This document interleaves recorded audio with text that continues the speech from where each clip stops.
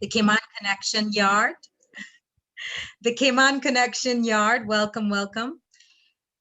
This is a safe space, a space for Caymanians and people connected to Cayman who are residing overseas, but we also have a lot of locals who are in the Cayman Islands that join in on our weekly meetings. So each week we have what we call a virtual yard meeting at 5 p.m. UK time. And some meetings are very casual. They're just drop-ins where we do, we get together, we shoot the breeze, just chat with each other, see how people are doing. And then other meetings are more event-like, such as this one, ReGen, Rethinking Waste. And we invite people from Grand Cayman, Cayman Brac, Little Cayman, the UK, all around the world to contribute to conversation, to let us know what's happening in Cayman or around the world, things that will affect any one of us. And so we have a variety of topics that we touch on. We have quarterly themes, and this particular quarter, we are focused on the environment. So hence the meeting here today, talking about Mount Trashmore, the dump, the George Town Landfill. And so we're very happy to have with us today guests from Grand Cayman. And I will say this to you now, we are feeling the heat as much as you are there. So we're not too jealous today because we literally can be in shorts. So don't try to rub it in now. The only thing we don't have is 100% visibility in the water. So we are missing that. But I want to welcome here, we have Mr. Richard Sims, Director of DEH, Department of Environmental Health. We also have Mr. Richard Macari, who is DART's ESG Program Manager. Hello, hello, hello, there he is. And we have Martin, I had the pronunciation earlier and you would think I would do better at this with Estevanovic as a last name, right? Edenlenbos. Edenlenbos. Almost. Martin, correct me here, please. Okay, I think you have to turn up your volume a little bit.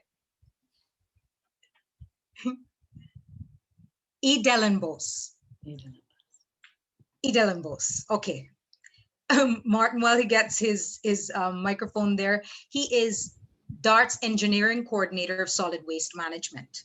Now, we also, we're going to have Mr. Cameron Graham, but he sends his apologies today, and Hannah will speak to that. He is DART's President of Development, Delivery, and Infrastructure.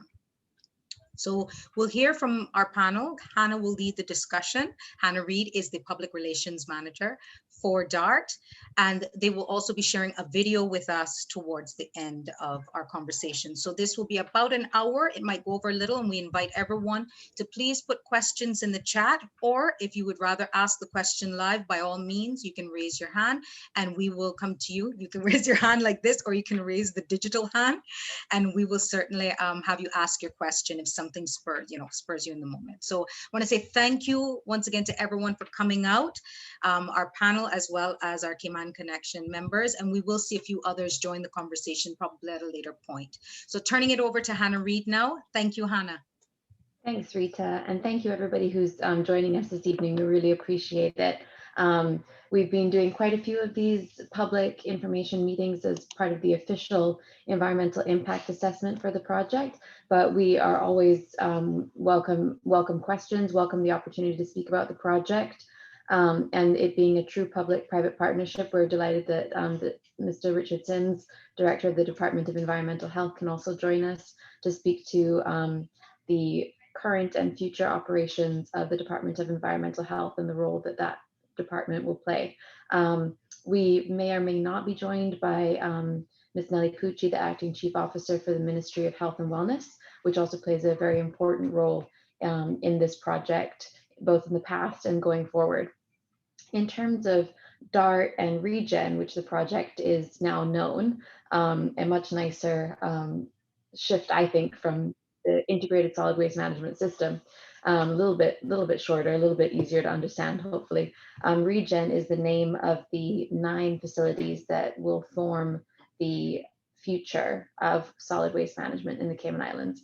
And with me physically in the room, but on different screens on your Zoom meeting, are Martin Edenlenbos, who is our solid waste management engineering manager, and also Richard McRae, our ESG Programs Manager. And as Rita mentioned, our President of Development, Delivery and Infrastructure, Mr. Cameron Graham, could not join us for this meeting. He sends his apologies, but we are all always just an email away. If you visit our website at www.regen.ky or email us at info@regen.ky, we are always happy to receive questions, comments, concerns, and you can also sign up to our monthly newsletter on the website as well. So with that, I think unless we have any comments, we're ready to switch to the presentation. Sure, yeah. Okay, great. Bear with me, everyone, while I attempt to share my screen.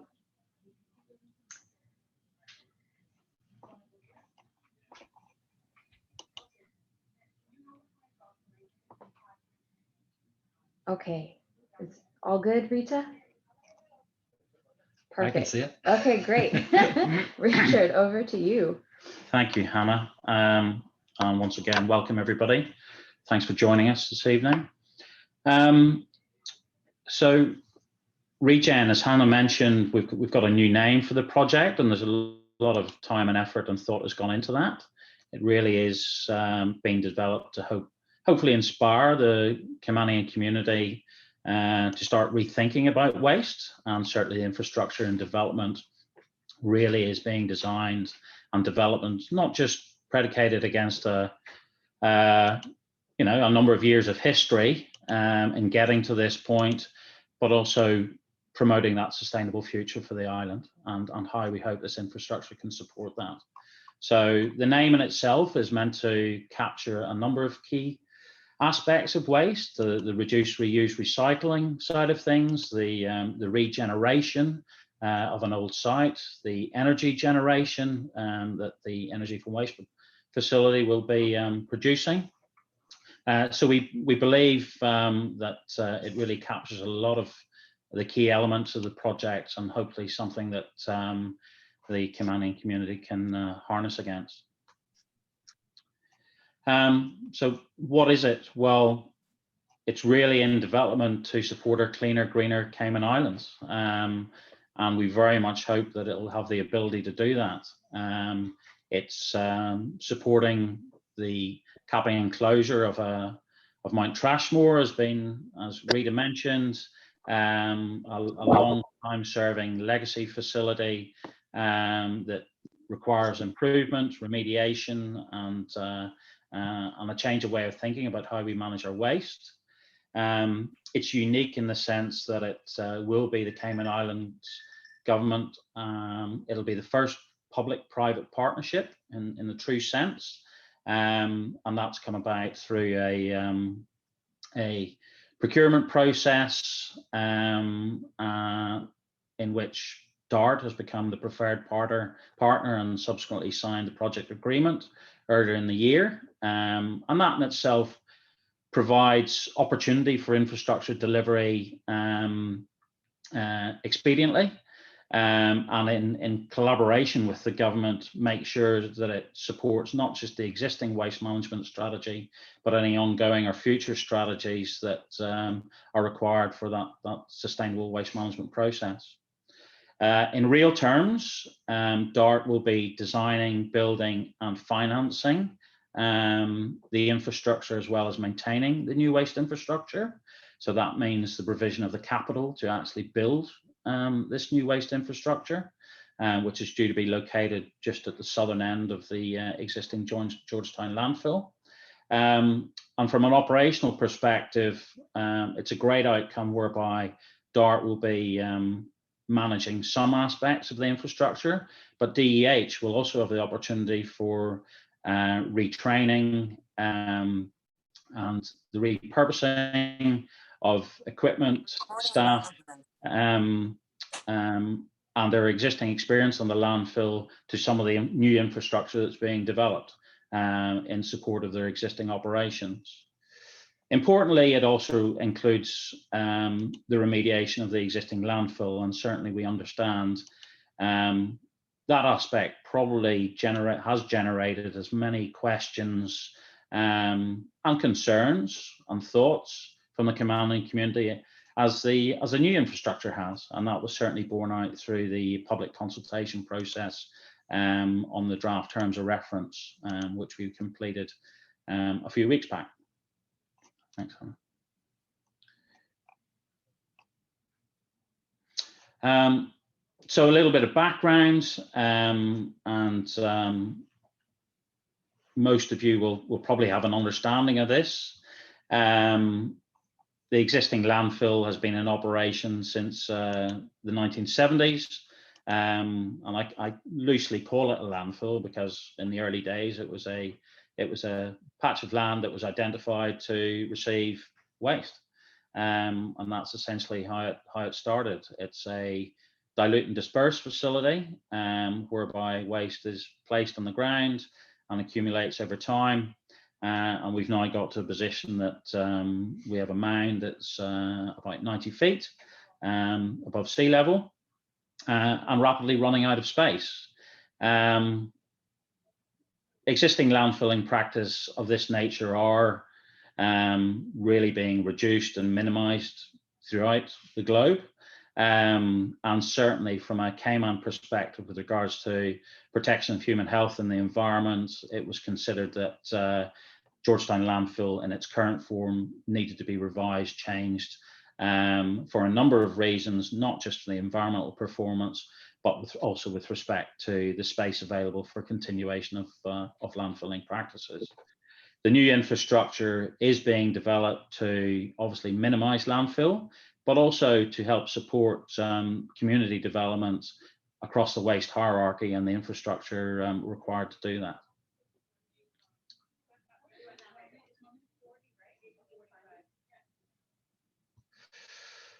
So by way of a little timeline, ultimately this is going to be a 10-year process, cradle to grave.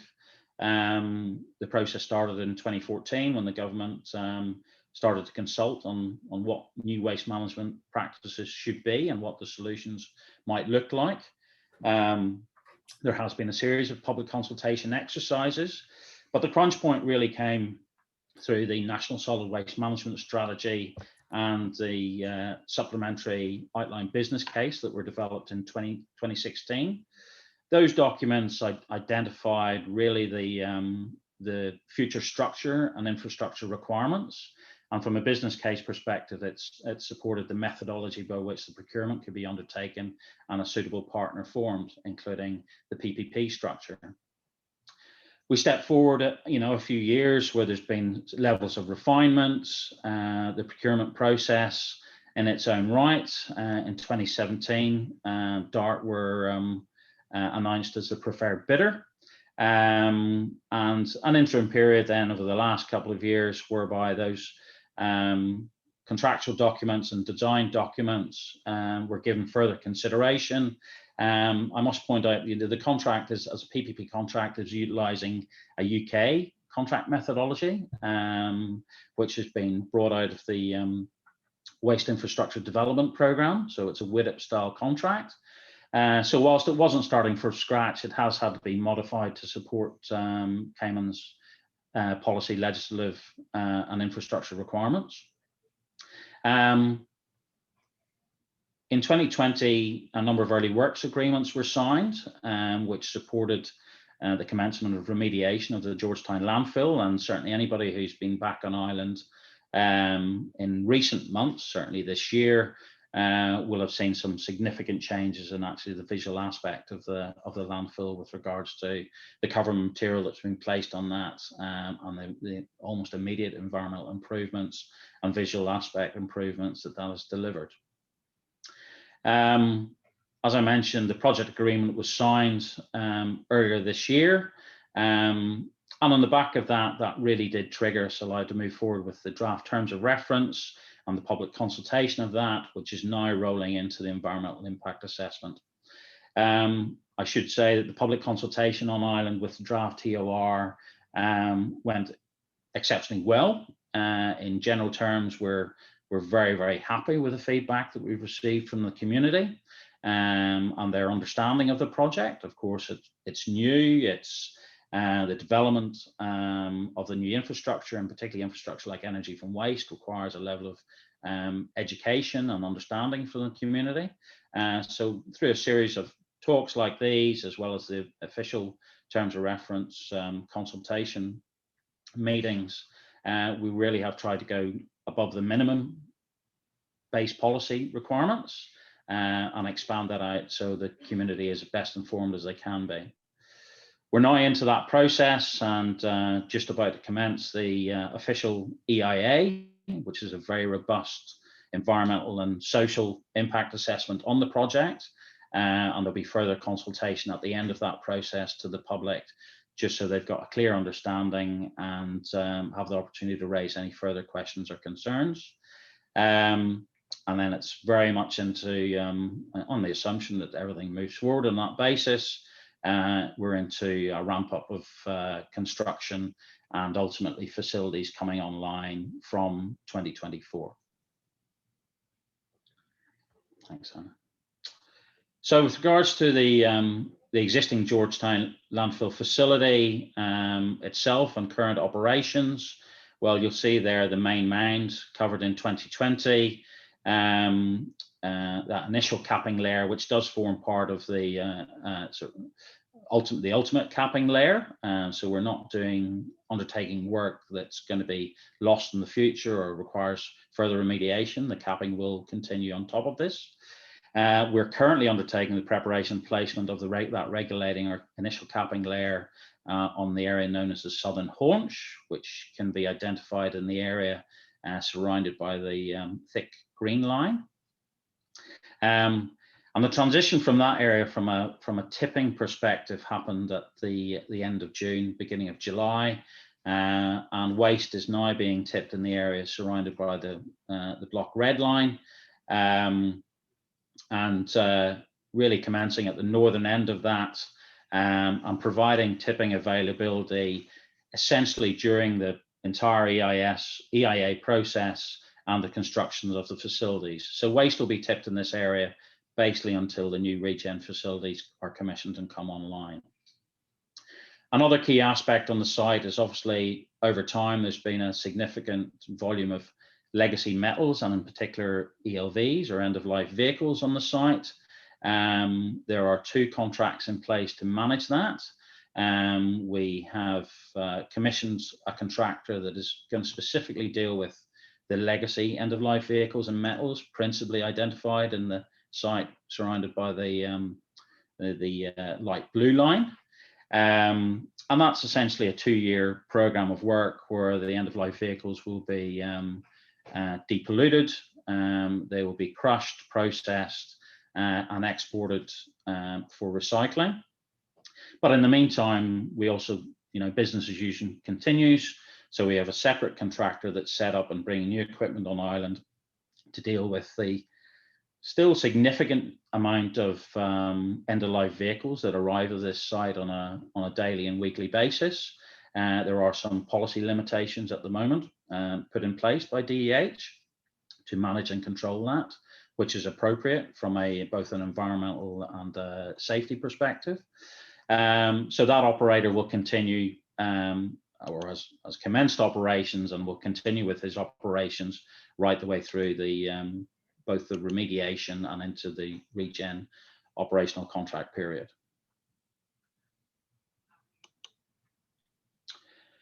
So the landfill remediation in its own right, this is a design that has really been generated through, once again, some detailed due diligence, some reports that were undertaken by our consultants GHD. But in essence, we have a waste mass, an uncontrolled waste mass essentially, that now has an initial regulator fill layer on it in most of its area. That will continue to be capped. We will then place a geotextile, a geosynthetic clay liner, which is a highly impermeable layer. The principal purpose of that really is to, 2 aspects. To stop surface water infiltration through the waste mass that generates the leachate in the landfill that has migrated off-site, both through groundwater and surface water. but it also allows for gas capture. The landfill is generating methane. And in the interim, once the cap is complete, or as part of the capping project, I should say, there will be a landfill gas management system put in place where we will capture the landfill gas, initially putting it to flare, and that obviously generates a greenhouse gas benefit without methane going into the atmosphere. It's carbon dioxide, which is order of scale 22 times less than methane. But in the fullness of time, as the energy recovery facility comes online, this gas will be piped into that facility to support combustion. Above the geotextile layer, there will be further fill, and then there will be a topsoil covering and a planting regime for the mound. So ultimately, we end up with a green hill. And this was a question, Richard, that we got, I think, ahead of the meeting, Rita, was a question about how exactly does the remediation, improve the environmental impact of the current site, specifically in terms of leachate. We're not removing the whole waste pile. No. So how does remediation actually stop that leachate? Well, it supports, the remediation supports environmental and health improvement performance in a number of areas. First of all, as I mentioned, it gets gas management under control. So with respect to methane emissions and odor emissions from the site, those are managed. From a leachate perspective, the principal aspect is, and water can be considered in two parts. Obviously, groundwater, as I mentioned, minimizing the infiltration of surface water rainfall through the waste mass significantly reduces the amount of leachate generation. And essentially then, if you don't have the water going through the waste mass and pooling, it's not generating the leachate. And whilst I can't say it completely removes it, it significantly minimizes the generation of leachate. But another key aspect of it really is surface water management. And I would say probably one of the surface water management is probably a more significant off-site environmental issue, more so than groundwater, and covering the waste mass, whereby we have a surface water management plan. The water isn't going through the waste; it really is being diverted without being in contact with waste, so it's in contact with clean, inert substances, things like that. Significantly improves the environmental performance. The final aspect of the remediation close of the landfill, of course, is on the event basis, and by that I mean the fires. So significant reduction. In fact, ultimately it should completely eradicate any future fires within the facility from a landfilling perspective. I should point out, however, that the last two fires have emanated from the legacy metals and ELV sites and not from the landfill itself.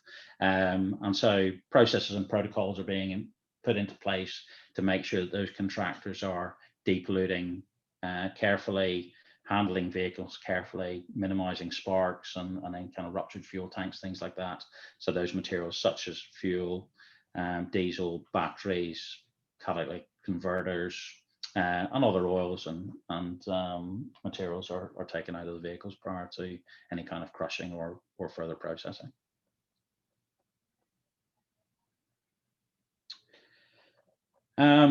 So one of the questions that has come up is why does the remediation not fall within the existing EIA? And the reality is they are two separate processes.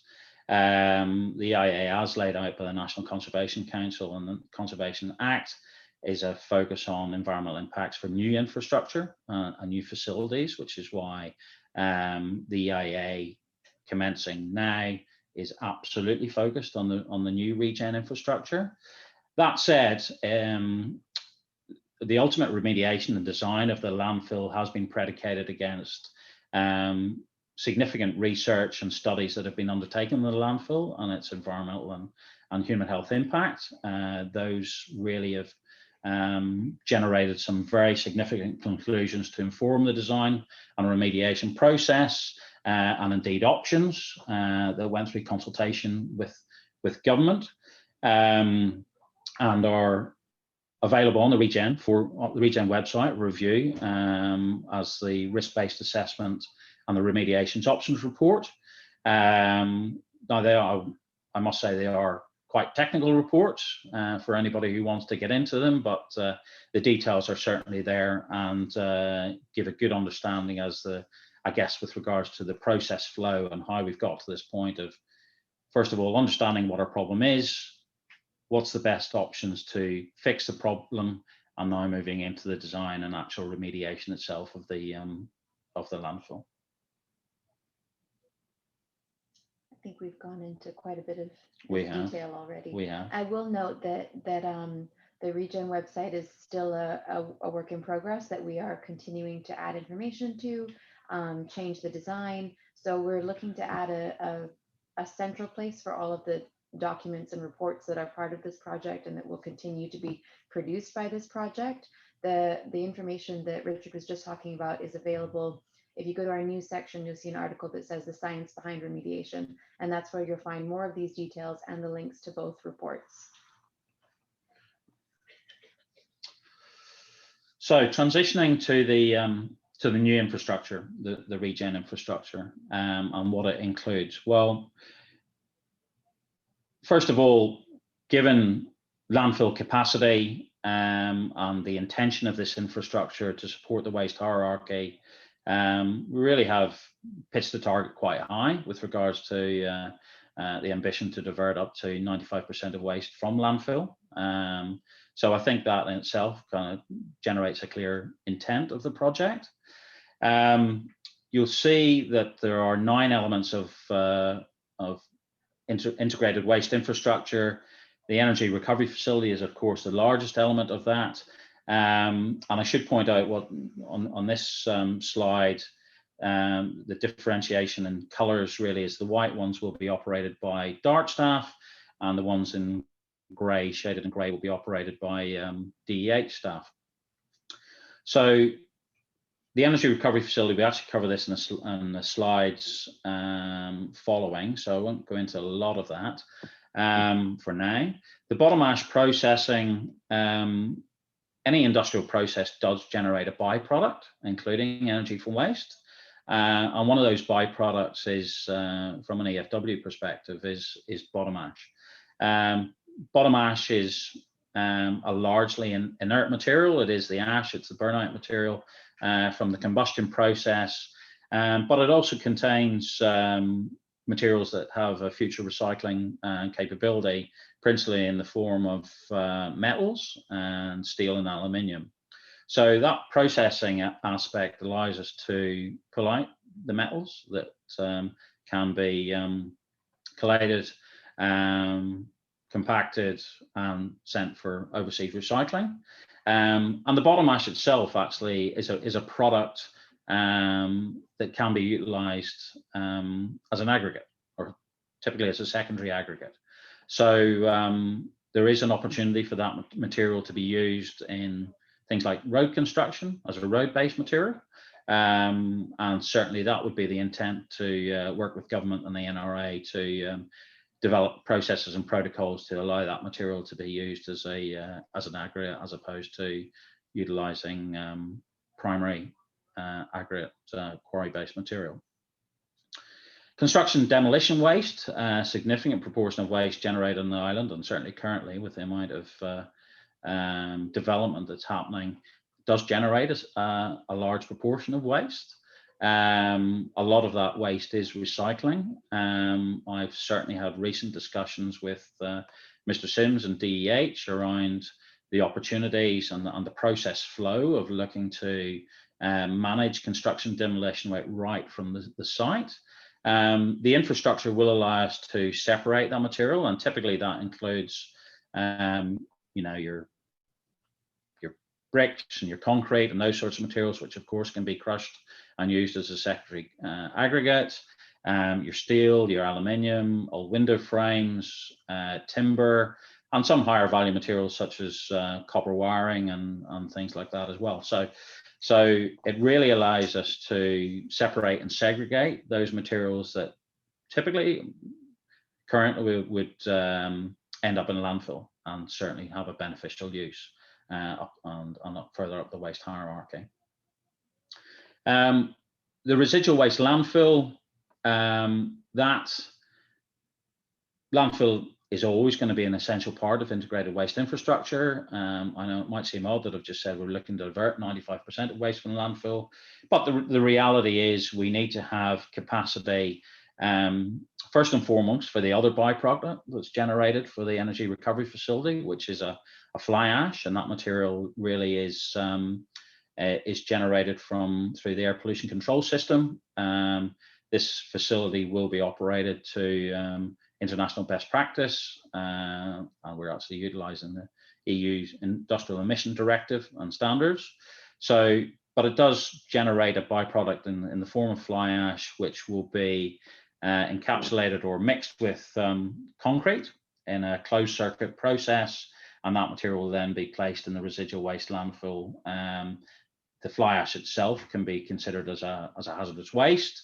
Once it's encapsulated in the concrete, that really significantly reduces any future potential for pollution, environmental harm to human health. And the other point to make on this residual waste landfill, which is critical, is it will be a fully lined system. So as opposed to the dilute and disperse facility that we're currently operating in, the RWL will have a basal liner, so it'll have a leachate management. It won't have any leachate being generated through its base into groundwater or offsite through surface water runoff. It'll be a fully contained system with a full management of its both its water and air quality. The point I would make about air quality is that there are not going to be significant volumes of organic materials or biodegradable materials that degrade and generate odor or methane. Those materials would be going through the other facilities, be it the green waste processing or the energy recovery facilities. So it's really as a facility that's going to be managing inert materials.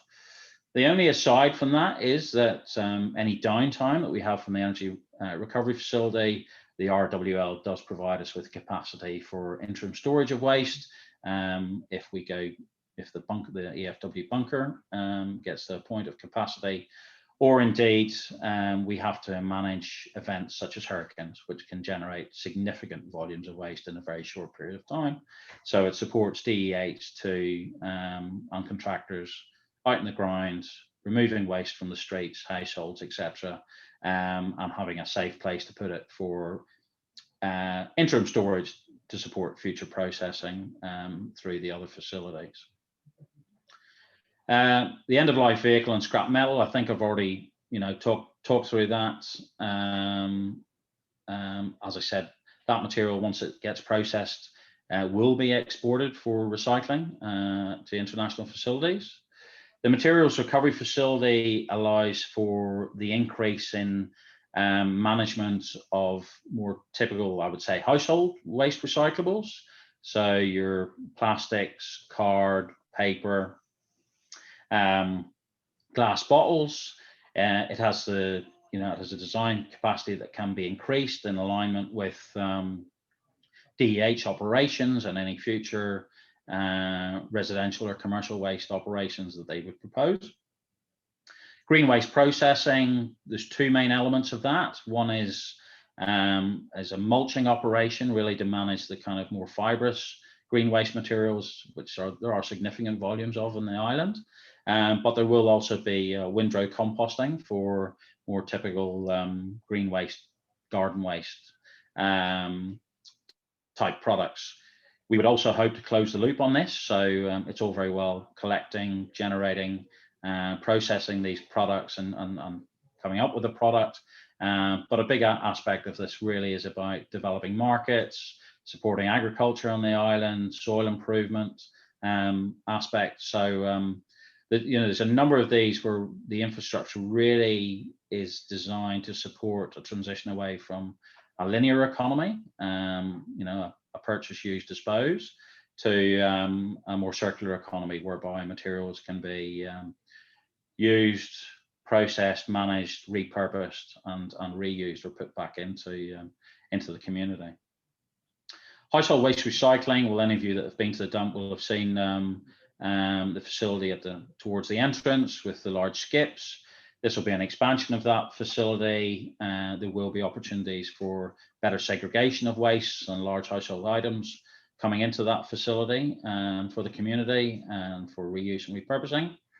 And finally, the medical waste processing facility. There is currently a medical waste incinerator on site at the northern end of the landfill facility, and this facility will be renewed and upgraded and implemented as part of the ReGen project. So the EFW facility, by far and away the largest piece of infrastructure coming onto the site, managing the highest volume of waste. The facility is being designed and developed, as I said, to ensure we meet highest global standards by way of air quality, and that's been important and has been carried out and is reviewed very closely as part of the EIA assessment. The project has gone for a very tried and trusted proven technology. So it's a mass burn energy from waste facility, whereby the material is combusted at high temperatures. That in turn generates steam and drives a turbine to generate the electricity, which is ultimately through an interconnector put into CUC and the grid. It's a self-sustaining facility, so whilst it needs some priming for its initial firing, the actual combustion of the waste has it self-sustaining by way of its own power demands. So it's not utilizing other on-island power. And obviously it's, we're generating about 9.3 megawatts to the grid. And that represents about 10% of Grand Cayman's energy demand. So what it will do is offset the diesel requirements for that level of power generation. And whilst one of the questions have been asked is it going to have an impact in reducing electricity or power costs? While we can't say it's going to reduce costs, what we can say for the element that we're providing to CUC, it stabilizes costs because essentially it's on a fixed fee. So for that 10%, that aspect will be fixed.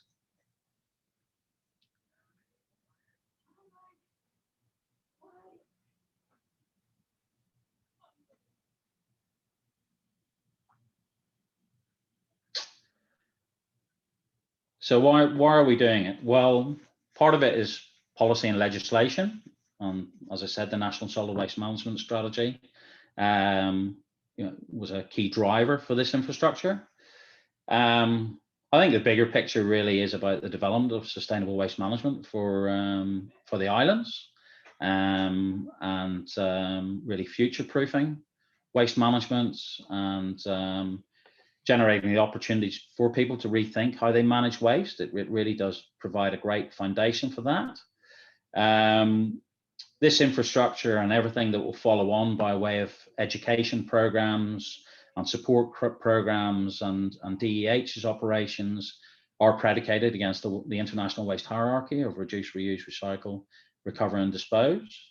It is absolutely designed to promote materials up that waste hierarchy, but we accept it's an integrated approach that does require, buy-in from the community, from the household, from businesses, right the way through government and their operations to the infrastructure that's being developed here. But it's a very exciting process and project for the island that has the ability to deliver very material change towards improved sustainability.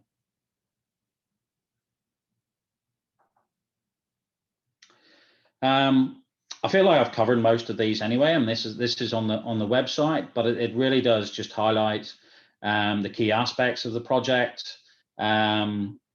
Sustainable power, well, that's somewhat subjective in its name. We're allowed to present about 50% of our power generation as renewable power, and not all of it, because obviously some hydrocarbons are being combusted within the process. They are modern, proven facilities that are clean and safe. Overall, across the project, with the closure of the landfill and the development of the ReGen infrastructure, we will be reducing emissions and Grand Cayman's carbon footprint. Protecting health, of course, is always a priority, and that has obviously there's some elements of concern with regards to the infrastructure, and hence why we have aligned ourselves with current global high global emission standards. Improving recycling, well, the infrastructure itself supports that right across the waste management process. Green spaces, well, I think you would all, whenever your next return to Ireland is, or in a year or two time, the ability to look upon a nice green hill as opposed to a landfill site that may or may not be on fire has got to be a significant improvement. Reducing landfill itself is just a global target, and is something that has been incorporated in this strategy and is an important element on that. And then finally, the economic impact. The project is going to generate jobs. There'll be short-term jobs through the construction process, and we estimate about 300 jobs, and then about 60 long-term skilled jobs throughout the 25-year contract period. Those jobs being split between DEH and DART. So it is providing an economic impact as well. An artist's impression of how we think things are going to look. It's probably fair to say that the EFW facility will have some design change, and I certainly hope it isn't just going to be a white building sitting on the landscape. What I would say though is it's, by way of dimensions, it is going to be about 10 stories high, and that is in about proportion of the ultimate profile of the landfill beside the remediated landfill beside it. So a significant improvement.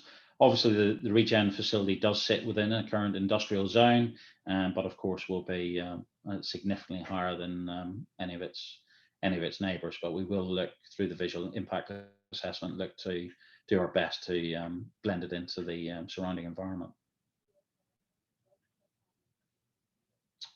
So where are we on the EIA? Well, we're at the point of completion, essentially, of the TOR. All the questions have been answered and have been submitted to the Environmental Assessment Board. We hope to have a final view on that for this week, whereby the terms of reference can be signed off and publicised. We have, of course, commenced our coordination and briefings with our EIA consultants and getting them up and running. It is a significant program of work over the next 12 months. Once the environmental statement of the EIA is complete, we will go back for a further consultation period with the public on Ireland, and we expect the whole process to be completed by mid-2022. So a lot of work to be undertaken between now and then, but we believe it's going to generate a very positive assessment.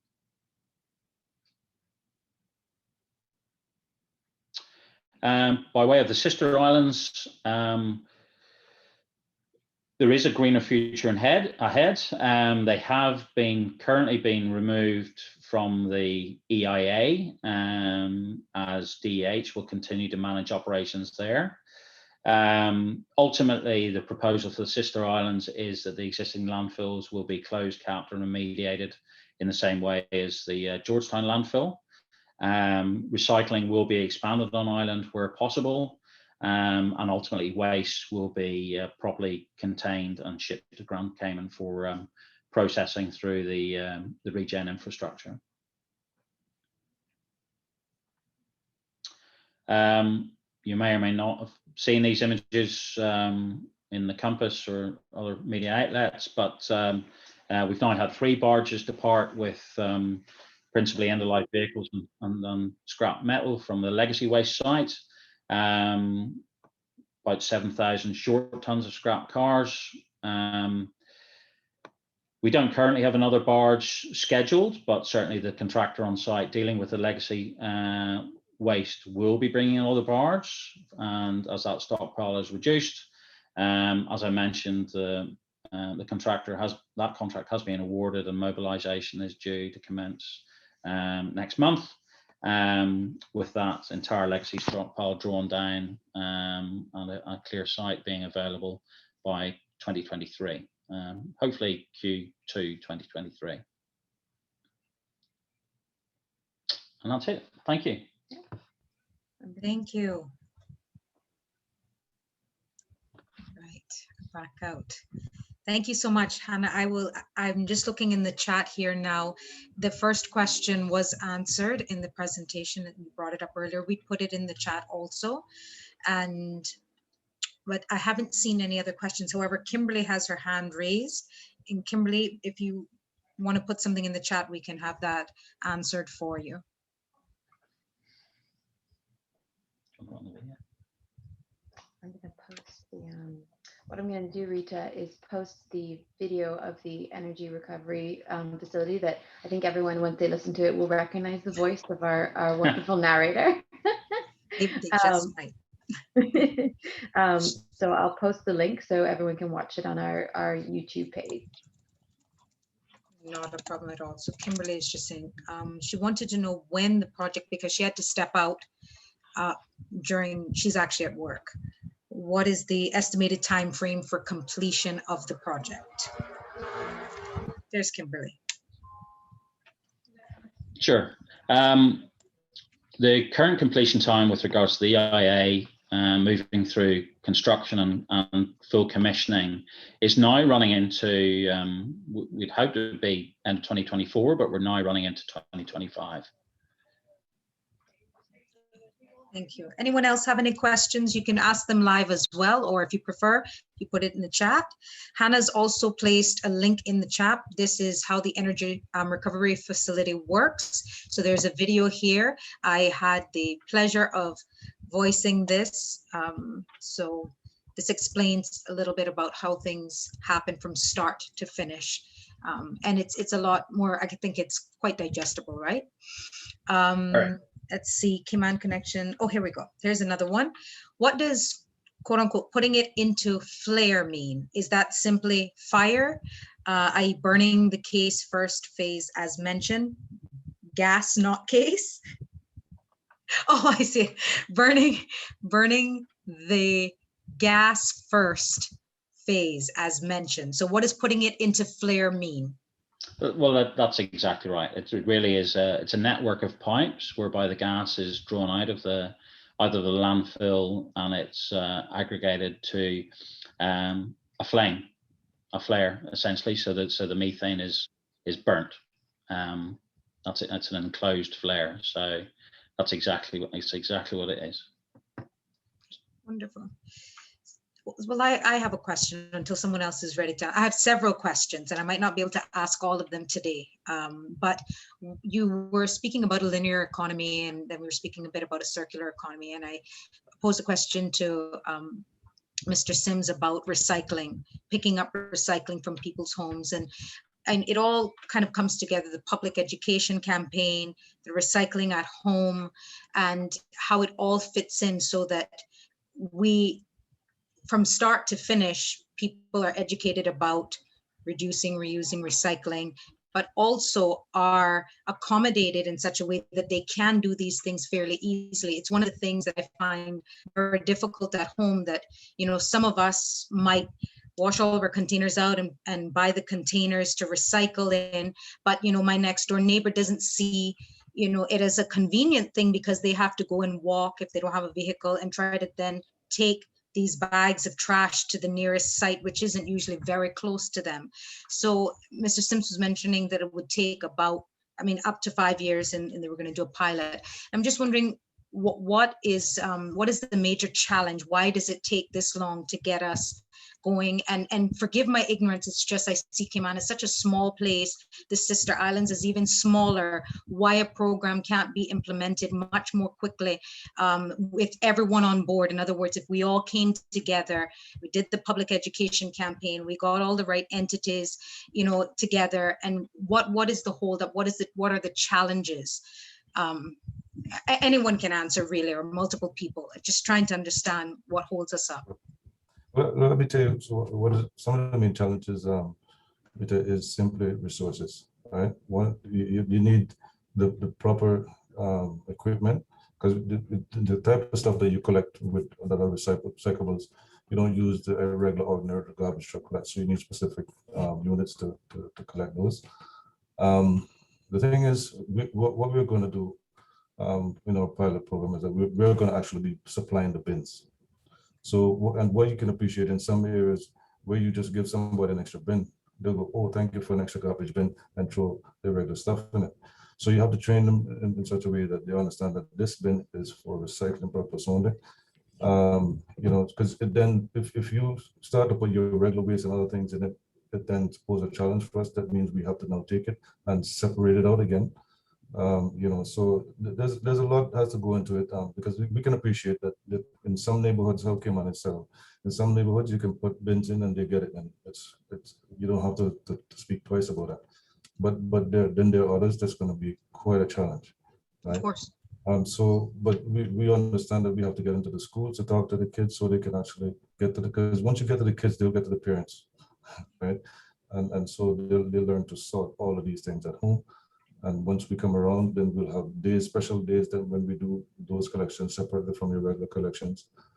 So once we have the right, and as you know, when it comes to government, it's not like the private sector when they say, okay, I need 10 guys and I go tomorrow and get 10 guys. You know, there's budgeting implications and timelines for all of that. So, you know, a plan that I have today may not come into effect for the next year or two because of, you know, how government do its budgeting. So hence the reason why things have to be spread out for such a long time. We'll get there. We'll get there. Sorry, on the same note, because you mentioned government, what percentage of government's budget is allocated to environment? Last I checked, it was 1%, and that was a while ago, so I'm not saying it's the same. I don't want to guess.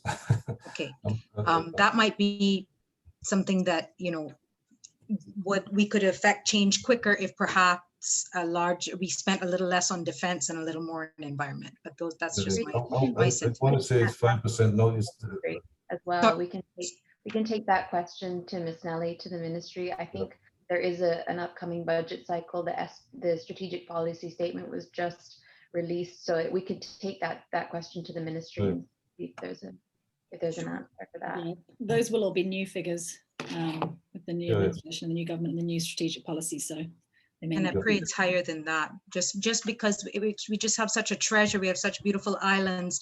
It's such a shame not to get these things going as quickly as possible. And if it's a matter of manpower, you know, we can cut that time in half. Anyways, we can go into that another time. We do have a question in the chat here. Which, if any, are the facilities in other countries that most closely match this proposed facility or other similar case studies? And how long have they been in operation? How are they doing? And what challenges have they come across that you know of? I mean, it's a few parts there, but any other facilities that we kind of are mirroring in a sense? Well, certainly Martin might have an answer on this as well. Obviously, the majority of my experience in waste management and development of infrastructure and services is predicated against Europe and Australia. So by way of this facility and its size and I guess an island-based economy, I would say the Channel Islands, so Jersey would definitely be one example where there's a similar sized energy recovery facility. With regards to the other items, it's probably fair to say that those countries are a bit further ahead when it comes to certainly the reduce, reuse, recycling aspect, both the infrastructure community involvement.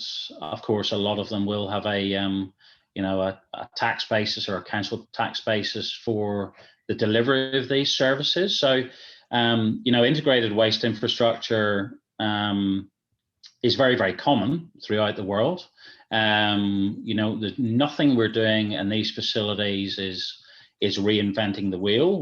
What we are doing is looking to present the best infrastructure to support Cayman Islands requirements, looking at the waste types, the feedstock that we have and the composition of that waste, and how we're best placed to manage it, both on island, but also accepting that given the size and economies of scale that we're working with here, there will always be a requirement for export for things like steel, aluminium, paper, cardboard. We're just never going to have an aluminium smelter or a steel mill or a pulp mill on island here. So there has to be a level of expectation and acceptance that some materials will go off island.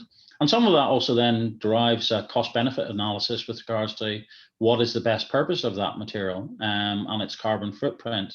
And in some cases, putting material through an energy recovery facility as a combustible material generates a better outcome than actually processing it, baling it, and sending it off island. Not in every case, by any means. Materials do have commodity pricing and revenue opportunities, but it really is about working through the business model and making sure that wastes are best placed from a environmental, financial, and economies of scale perspective. But I think the important thing to say is, with regards to this integrated waste infrastructure, you could go to many different jurisdictions, be it Channel Islands, be it the Isle of Wight, be it down to a kind of county council level in the UK, where I understand most of you are, and there'll be very, very similar levels of infrastructure. What probably is going to be different is the scale of the energy from waste facility, whereby we're definitely at the smaller end of the spectrum compared to the size and capacity of some of the facilities currently operating or in development in the UK. Yeah, I could add to that a bit, Richard. When we were developing the system here for Cayman, we did look at other similar locations in terms of size of facility and island locations. So we did look at Isle of Man, for an example. We went to Bermuda to look at their facilities. We looked at Martinique, which is really the only other Caribbean island that actually has a waste energy facility. So we looked at their facilities. So we did to try to learn what we could. But the reality is that every location does have its own challenges, and also there's differences in how they strategize their waste handling. So as Richard alluded to a minute ago, for example, decisions have to be made which materials you want to recycle versus which materials you think better to run through waste energy facility. So every location does have its own challenges. So it's hard. It'll be very difficult to find anything as a real apple to apple comparison. Melinda did have her hand up to ask something earlier. I don't know if Melinda wants to put it in the chat or ask the question live. Hi, yes, good morning. I wanted to know, I guess specifically from the DART group, are there any opportunities for our young and up and coming engineers, or have you considered any opportunities for internships or our engineers coming back from university?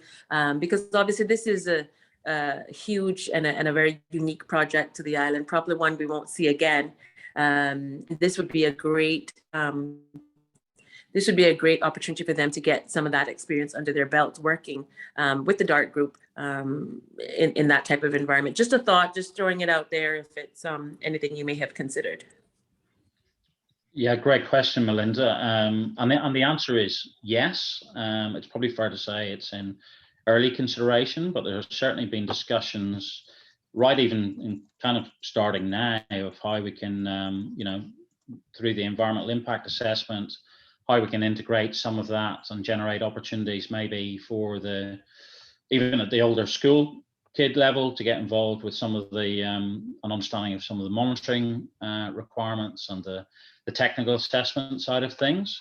By way of the infrastructure development itself, obviously on the construction side of things, well, you know, there's circa 3 years of work on that, where there could well be, you know, construction engineering opportunities. And whilst the energy recovery facility, you know, certainly being the most technically involved aspect of the project, will require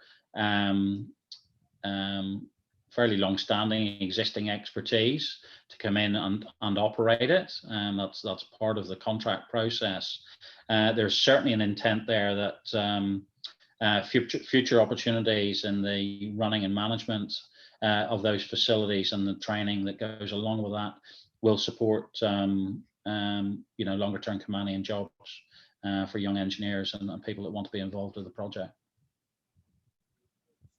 Yeah, if you like a real life experience along those lines, I was the waste manager in Bermuda between 2005 and 2010. Their waste energy facility started operation in the early 1990s, and they were very pleased in Bermuda that a young Bermudian mechanical engineer that worked his way up through the system became the plant manager, I believe, around 2005. So, and many of the the engineering operators, let's call them, at the facility over time, you know, became local Bermudians to run that operation. So there's a real life situation. It does take time because obviously, you know, people have to go through the schooling, get their education, and work themselves up and to get enough experience to operate those facilities. Could they contact if there are any young people? We have a lot of students in our network. Who would they reach out to if, say, they were coming home next summer, or and they wanted to get this experience, or at least speak with someone from the organization? Well, we handle all of the emails that go to info@regen.ky. So that's a great central place, especially because that's the email address that will eventually get handed over to the ReGen team once there's, you know, full administrative support and everybody up and running at the facilities. So that's probably the best email to send things to. But also our email structure at DART is just our first name dot last name at dart.ky. So hannah.reed@dart.ky. Always happy to take questions, and if I don't know the answer, I'll find the right person. Fantastic. And it's probably fair to say that this aspect, through the education campaign and everything, will be much better evolved in preparation for next year's summer holidays. So the timing's probably good. And DART has its own WorkX program as well. So, you know, while things are perhaps getting worked out in terms of how we would do a more formal internship or training structure through ReGen, there's also the WorkX program through DART that local students can apply for. And I know that that's we are as an employer heavily focused on the STEM subjects, and all of our Minds Inspired, at least one of our scholarships is very focused on STEM and promoting science, math, technology, engineering careers and career opportunities. So I know that, you know, we've had a couple up and coming engineers who joined us this summer, and they got to tour the construction sites, they got to be on site, they got to be at different aspects of the job, from health and safety to you know, looking to seeing how the design elements all work together. So I think that's also another opportunity that I encourage people to spread the word about. Sure. That's wonderful. Do we have any other questions? We're just after 6 o'clock. We sometimes go, you know, 6 to 6:30, and I just want to make sure everyone has asked the questions that they have, if anyone else wants to. There's a lot of people have to kind of tune in from work as well, so tend to be on the chat. Kate, did you have any particular questions? Thank you. No, that was really fascinating. I got a few questions in earlier on that I've put in the chat, and I also put a few of mine in. So that was really fascinating. I certainly knew what was happening and followed as much as I could with the marketing that's being done, and obviously kept seeing all these public meetings happening. And once again, as a Caymanian overseas, it's very easy to feel like I can't come to these public meetings, which is why an event like this is so perfect for us, because we feel like we are engaging in the topics of importance in Cayman, even though we're overseas. So for us, this is really, really important. We feel engaged in it, and for all the bad things that that COVID has, it has brought us all together in terms of Zoom meetings and online meetings and virtual meetings, which kind of seem much more normal now. So I just want to say thank you so much for taking the time out to do this with us. It does mean a lot to all Caymanians overseas that those in Cayman are bearing us in mind with these great initiatives and things that are going on, because we may be away, but we still really care and we still really want to be involved in all that. So I don't actually have any, as soon as we press goodbye and stop the meeting, I will have hundreds of questions that pop into my mind, because that's always the way it happens.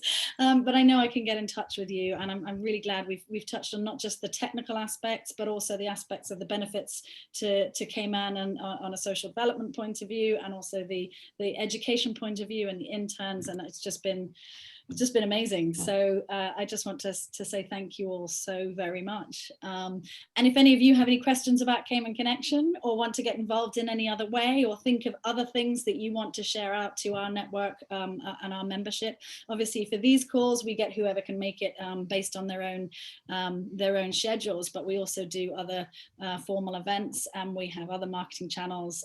You know, we've got a lot of people on our membership, so do bear us in mind. Yep, thank you so much, Kate. And I have to say, you know, as somebody who was overseas in the UK, I know from firsthand how awesome Cayman Connection is and how important it is to have that network overseas. So thank you so much for giving us this opportunity. Really do appreciate it. And again, if anyone wants to reach out to us, info@regen.ky is a great point of contact for all of us. But also we have our social media pages. We've got Facebook, Instagram, YouTube, Twitter for ReGen that we post to. We also have a newsletter, which you can sign up for on the ReGen website. So there's a lot of great ways to stay in touch in terms of project updates, project milestones. And again, we are in contact with Mr. Richard Sims. We're in contact with Ms. Nelly Pucci. So if there are questions that we can't address from the private sector side, we're always happy to pass on and refer you to the public sector partners who are integral to this project. Absolutely. Thank you so much, Hannah. Thank you for coming. Mr. Martin, Idalen Bos, almost got it. Mr. Richard Sims, thank you. Mr. Richard Macari, thank you for the presentation, for your time. And we may send some more questions your way just in case. We do have this video will be posted to our YouTube page, our Cayman Connection YouTube page, and sometimes members will take a look and they may have questions afterwards. So we also do a little bit of post-event marketing, so people may eventually send us a question or two, and we will be sure to be in touch. But thank you all again, and we're looking forward to this all, you know, being realized. Everyone is very much tired of talking about Mount Trashmore in the dump, and we're really looking forward to a cleaner, greener Cayman. So thank you all for everything that you're doing. Thank you. Thank you very much. I have one more. Sorry. Oh, you do. I know we couldn't close out clean. Wanting to thank you for your voice and everything you do. It reminded me about the video. Were you going to share it here or with us that we could share around, or a link, or did you put it in already? It's in the chat. In the chat. But if you go on to our ReGen YouTube page as well, we also have a video up of a recording of one of the public meetings. If anyone wants to get a recap of everything that was spoken about there, that's on there too. We'll save that and send it around. Thank you so much, everybody. Thank you all. Enjoy your day. We're going into dinner now. Thank you.